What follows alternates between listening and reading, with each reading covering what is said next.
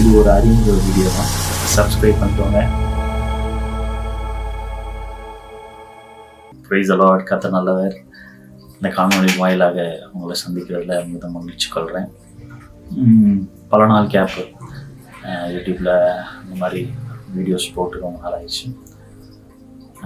திரும்பவும் இதை நம்ம ஆரம்பிக்கிறதுல ரொம்ப சந்தோஷம்.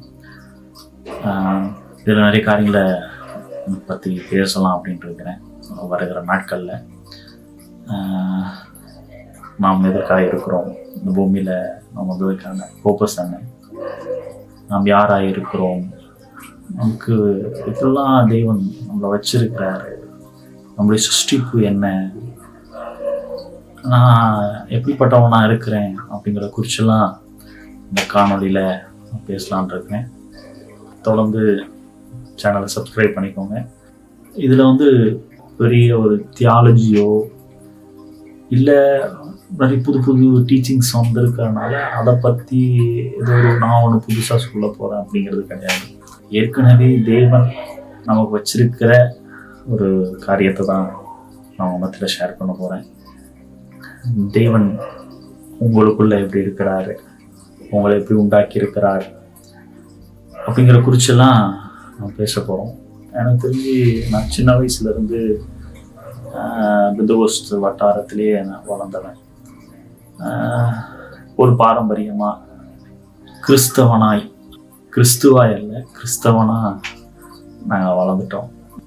சபையை நான் இப்படி இருக்கணும், இப்படி ஒழுங்கு இருக்குது, நிறைய காரியங்கள் இருக்குது. ஆனால் நான் அதை பற்றி கிரிட்டிசைஸ் பண்ண விரும்பலை. ஏன்னா நாங்கள் அப்போ இருந்த அந்த வெளிச்சத்தில் அப்போ நாங்கள் அப்படி வளர்ந்துட்டோம். ஆனால் தெய்வம் வச்ச பெரிதான நோக்கம் என்னென்னா, நம்ம நல்லா வாழும்படியாய், இந்த உலகத்தில் அவரை போலவே வாழும்படியாய் தேவனை வச்சிருக்கிறாரு. அந்த பற்றியான காரியங்களை இன்னும் வருகிற நாட்களில் நான் அந்த காணொலி மூலமாக பேச போகிறேன். இது ஒரு அறிமுக வீடியோ தான் இந்த காணொலி.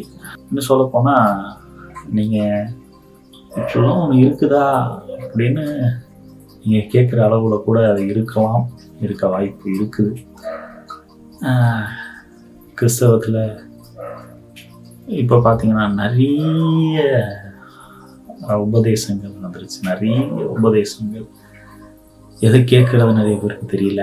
யார் கரெக்டுன்னு நிறைய பேருக்கு தெரிய மாட்டேங்குது. சில பேருக்கு ஏமாலே டவுட் இருக்கும், இவனும் பேசுறது கரெக்டு தானா, இவனும் என்ன சொல்ல போகிறான் புதுசாக அப்படிங்கிறதெல்லாம் இருக்கும்.